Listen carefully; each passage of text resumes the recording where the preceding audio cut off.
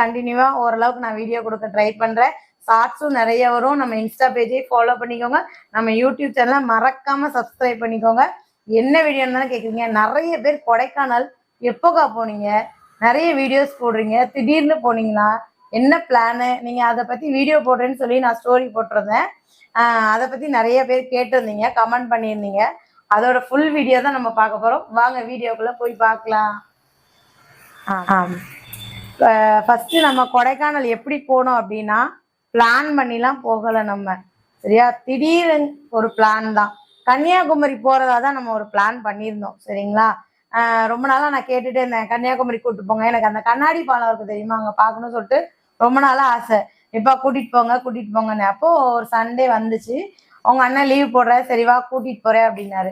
கரெக்டா நாங்க போற அன்னைக்கு என்னன்னு பாத்தீங்கன்னா சரியான மழை. அங்க வந்து ரோடெல்லாம் பிளாக் பண்ணிருக்காங்க, குற்றாலம் சைடு, அந்த தென்காசி சைடுலாம் அப்படின்னு சொல்லிட்டாங்க.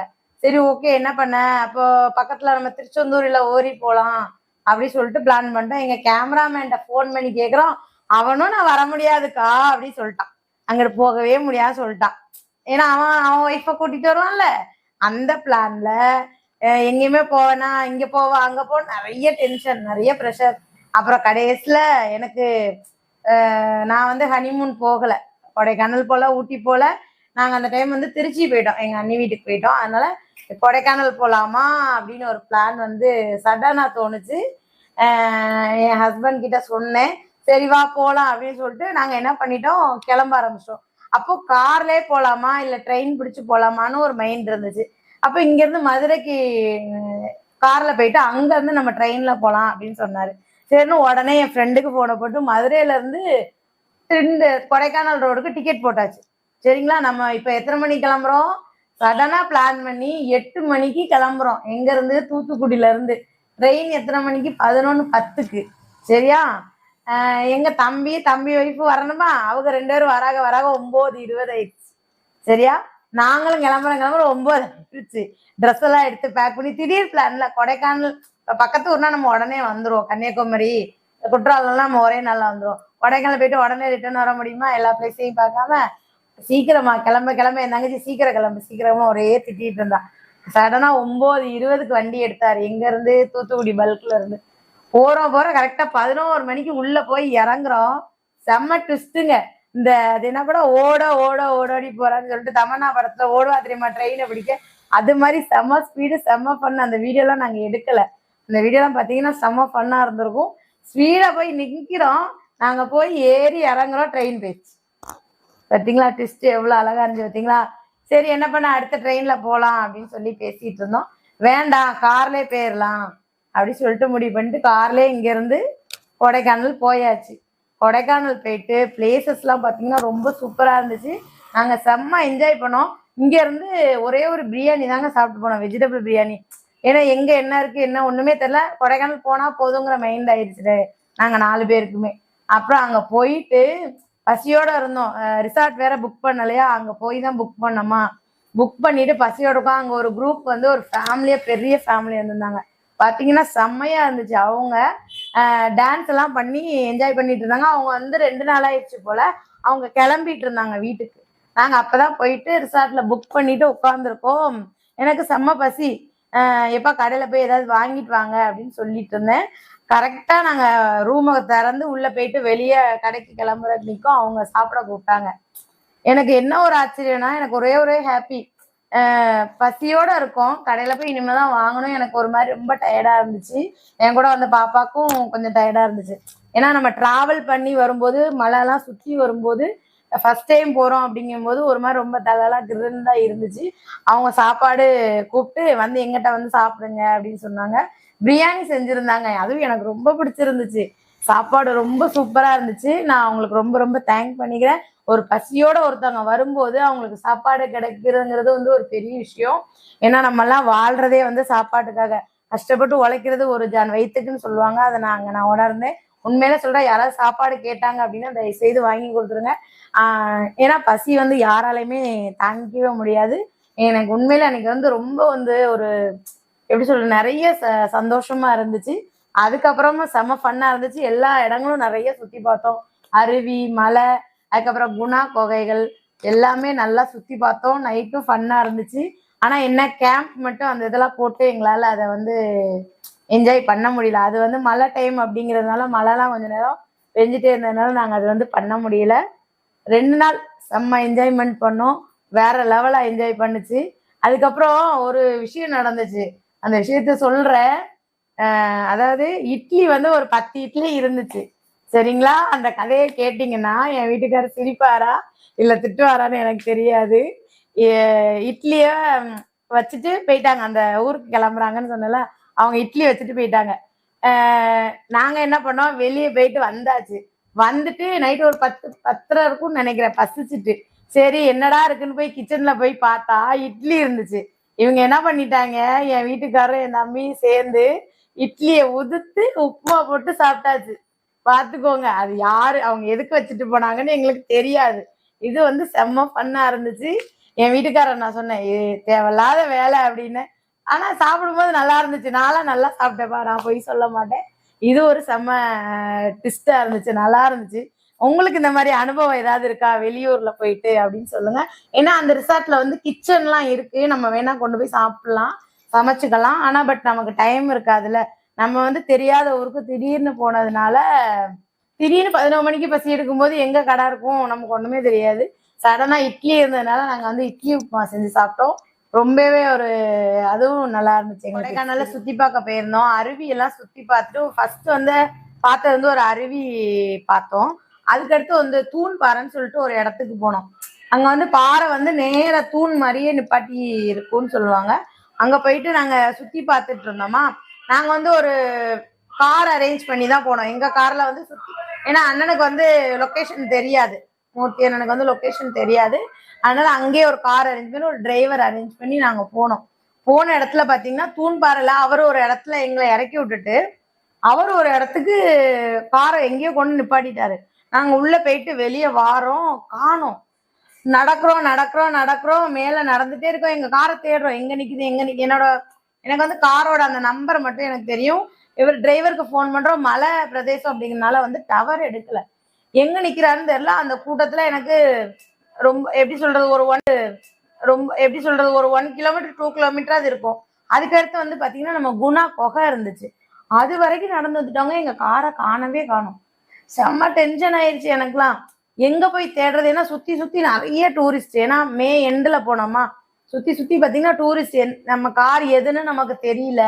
ரொம்ப தேடினோம். ரொம்ப தேடி மெதுவா நடந்து போனேன். ஏன்னா 1 கிலோமீட்டர் நடக்கலாம்னு வச்சுக்கோங்களேன், கால் வலிக்க ஆரம்பிச்சிருச்சு. ஏன்னா மேல ஏறுது, மலை மேல ஏறுது அப்படிங்கும்போது கால்லாம் ரொம்ப பயங்கரமா வலிக்க ஆரம்பிச்சிருச்சு. சுத்தி சுத்தி தேடி கடைசியில குணா கோவைக்கு வந்துட்டோம். சரி குணா கோவைக்குள்ள உள்ள போயிட்டு வெளியே வந்து அவரை தேடுவோம், கால் பண்ணி பார்ப்போம்னு கால் பண்றாங்க. அவருக்கு ரீச்சே ஆகல. அதுக்கப்புறம் குணா குகைக்கு உள்ள போயிட்டு நம்ம வந்து சூப்பரான ஒரு வீடியோ எடுத்தோம். என்னன்னா குணா படத்துல உள்ள அந்த கண்மணி அன்போடு காதலன் அந்த சாங்கை வந்து எடுக்கலாம் அப்படின்னு சொல்லிட்டு அந்த குணா குகையிலே வந்து கீழே இறங்காம சாரி மேல அந்த இடத்துல வச்சு நாங்க ட்ரை பண்ணோம். ரொம்ப ஃபன்னாவும் இருந்துச்சு, ரொம்ப ஹாப்பியாவும் இருந்துச்சு. யாருமே அந்த மாதிரி பண்ணியிருக்காங்களான்னு எனக்கு தெரியல. நாங்க ஃபர்ஸ்ட் டைம் ட்ரை பண்ணோம். அது ரொம்பவே எனக்கு ஒரு எப்படி சொல்ற ஹாப்பியா இருந்துச்சு. என் வீட்டுக்காரரும் அந்த இடத்துல வந்து அந்த காமெடி வீடியோ சாரி அந்த குணா வீடியோ வந்து பண்ணாரு. எனக்கு ரொம்ப பிடிச்சிருந்துச்சு. நீங்களும் குணா கோவைக்கு போயிருந்தீங்கன்னா என்ன மாதிரி எக்ஸ்பீரியன்ஸ்னு சொல்லிட்டு கீழே கமெண்ட் பண்ணுங்க, மறந்துடாதீங்க. அதுக்கடுத்து நம்ம எங்க போனோம் அப்படின்னு பாத்தீங்கன்னா சூசைட் பார்க். சூசைட் பார்க்ல பாத்தீங்கன்னா அந்த போட்டோலாம் இன்னும் நான் அப்லோட் பண்ணல.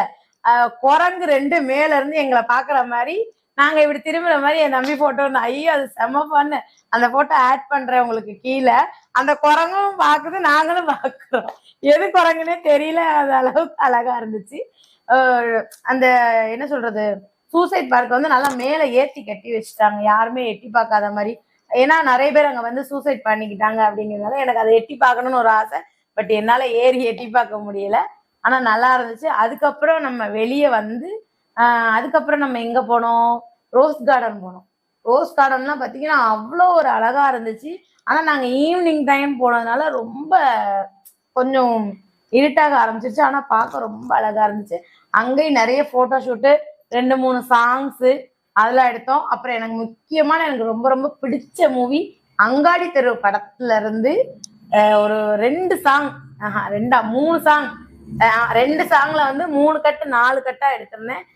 உங்களுக்கு அங்காடி தெரு படம் பிடிக்குமா? எனக்கு ரொம்ப பிடிக்கும். எனக்கு காலேஜ் டைம்ல இருந்து அந்த படம் ரொம்ப ஃபேவரட். என் வீட்டுக்காரருக்கும் அந்த படம் ஃபேவரட் தெரியுமா?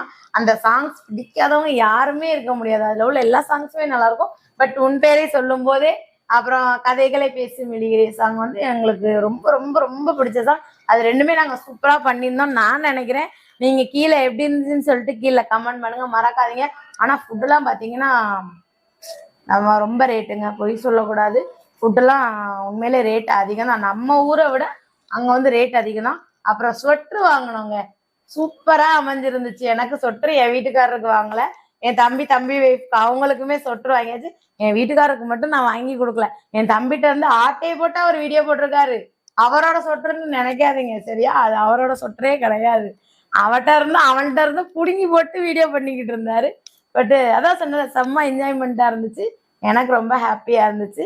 நீங்களும் கொடைக்கானல் போனீங்கன்னா உங்களோட மெமரிஸை எங்களுக்கு வந்து ஷேர் பண்ணுங்க, கீழே கமெண்ட் பண்ணுங்க. அடுத்து ஏதாவது டூரிஸ்ட் பிளேசஸ் இருந்துச்சுன்னா எனக்கு கீழே கமெண்ட் பண்ணுங்க, எங்க போகலாம் அப்படின்னு. என்னென்ன ஏதாவது Q&A கொஸ்டின் கேட்கனாலும் எங்க கிட்ட கேளுங்க, நாங்க கப்ல ரிப்ளை பண்றோம். அதுக்கப்புறம் ரிட்டர்ன் கிளம்பும் போது ஒரு செம டிஸ்ட்டுங்க. ரிட்டர்ன் நம்ம மலையில இருந்து இறங்கி வந்துட்டே இருந்தோமா, ஒரு இடத்துல வந்து எங்களுக்கு கொஞ்சம் தலை கிருகிருன்னு இருந்துச்சா, காரை நிப்பாட்டினோமா, அந்த இடத்துல வாமிட் வந்துச்சு. சரி எனக்குன்னே வச்சுக்கோங்களேன், குரங்கு கூட்டம் நின்னுச்சுங்க. அது சொன்ன என் வீட்டுக்காரர் தான் இன்னும் செமையா சொல்லியிருப்பாரு. இறங்கி தண்ணி குடிச்சிட்டு கொஞ்ச நேரம் நின்றுக்கிட்டு இருந்தோம் சரிங்களா. அப்போ புளிப்பு மிட்டாய் வாங்கியிருந்தான் என் தம்பி. அதை என்ன பண்ணணும், புளிப்பு மிட்டாயை கையில கொடுத்துட்டு காருக்குள்ள வைக்கணும், இல்லைன்னா கையில வைக்கணும் சரியா. அத சிண்டுல கொண்டு வச்சாச்சு. அங்க ஒரு 5-6 குரங்கு இருந்துச்சு. அதுல வந்து குரங்கு வந்து ஒரு டப்புன்னு தூக்கிட்டு போயிருச்சு சரியா. இவங்க என் வீட்டுக்காரரு கையில இருந்த முட்டாயை போட்டா குரங்கு கொடுக்கும். அது என்ன படம், விஜய் படத்துல வந்து தொப்பியை போட்டா தொப்பியை தூக்கி போடும்ல, அந்த ஸ்டைல்ல என்ன பண்ணிட்டாங்க, அவங்க வந்து முட்டையை தூக்கி போடுறாங்க. அந்த முட்டையை சேர்த்து தூக்கிட்டு போயிருச்சு, தூக்கிட்டு ஓடி போயிருச்சு. திரும்ப என்ன பண்ணாரு, கையில அந்த ப்ளூபெரி பழமா அந்த பழமும் வச்சிருந்தாங்க, அதையும் தூக்கி போடுறாங்க, அதையும் தூக்கிட்டு போயிருச்சு. கிட்டத்தட்ட எப்படி அந்த சாக்லேட் வந்து ஒரு 80 ரூபாய்க்கு வாங்கியிருப்பாங்க. செம்ம டேஸ்டா இருந்துச்சு. சரி சாப்பிட்டுட்டே போலான்னு எடுத்தா இவன் பண்ண கூத்த பாத்தீங்களா. சாக்லேட் என்ன நீங்களாம் என்ன பண்ணுங்க, வாங்கினா ஒண்ணு கையில வச்சிருங்க, இல்லையா காருக்குள்ள வச்சிருங்க. அங்க கொண்டு வைக்கிறேன், இங்க கொண்டு வைக்கிறேன். அது நினைச்சிருக்கும், டேய் நீங்களாம் எப்பவும் திங்கிறீங்கடா, குரங்கோட மைண்ட் வாய்ஸ் எப்பவும் திங்கிற, இனி ஒரு நாளா திங்க விடுறா அப்படிங்கிற மாதிரி இருந்துச்சு. தூக்கிட்டு ஓடியே போயிருச்சு. ஐயோ அதை நினைச்சு நினைச்சு சிரிச்சுட்டே வந்தோம். செம்ம என்ஜாய்மெண்டா இருந்துச்சு. கொடைக்கானல் ட்ரிப் வந்து நான் எதிர்பார்க்கவே இல்லை என் லைஃப்ல. எப்படி சொல்றது, ரொம்ப ரொம்ப ஹாப்பியா இருந்துச்சு. நாங்க 4 பேர் போனது அதோட எனக்கு ரொம்ப ஹாப்பி தெரியுமா. அதோட எங்க போட்டோ ஷூட்ல வேற லெவல்ல அமைஞ்சது. நான் கல்யாணம் பண்ணும்போது நினைச்சேன் ஹனிமூன்லாம் இந்த மாதிரி போகணும், போட்டோ ஷூட் எடுக்கணும்ட்டு எனக்கு ரொம்ப நாள் ஆசை. உண்மையிலே நான் அதெல்லாம் போய் சொல்ல முடியும், எனக்கு ரொம்ப ரொம்ப ரொம்ப ஆசை. அதெல்லாம் எனக்கு நிறைவேறிடுச்சு. ரொம்ப ஹாப்பியா இருந்துச்சு. என் தம்பிக்கு தான் ரொம்ப தேங்க்ஸ் சொல்லிக்கன்னு நினைக்கிறேன். அவனை சீக்கிரமா நான் வீடியோல காமிக்கிறேன், அவன் ஒய்ஃபோட காமிக்கிறேன் சரிங்களா. தனியா காமிக்க மாட்டேன், தனியா காமிச்சிங்கன்னா அப்புறம் வேற மாதிரி போயிடும். அதனால அவன் ஒய்ஃபோட மட்டும்தான் நான் காமிப்பேன்.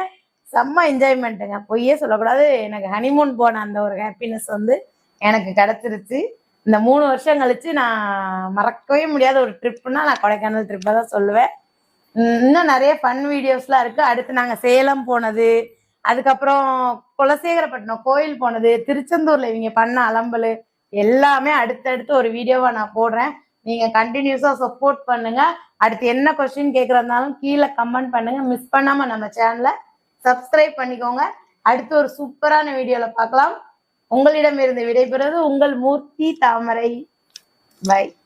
கொடைக்கானல் இடத்துல போட்டோ ஷூட் எல்லாத்தையுமே நான் பின்னாடி ஆட் பண்றேன். பார்த்துட்டு எப்படி இருக்குன்னு சொல்லி கமெண்ட் பண்ணுங்க. எனக்கு ரொம்ப ரொம்ப பிடிச்ச போட்டோ ஷூட். எல்லாரும் மிஸ் பண்ணாம பாருங்க, உங்களுக்கு நேரம் கிடைக்கும் போது பாருங்க.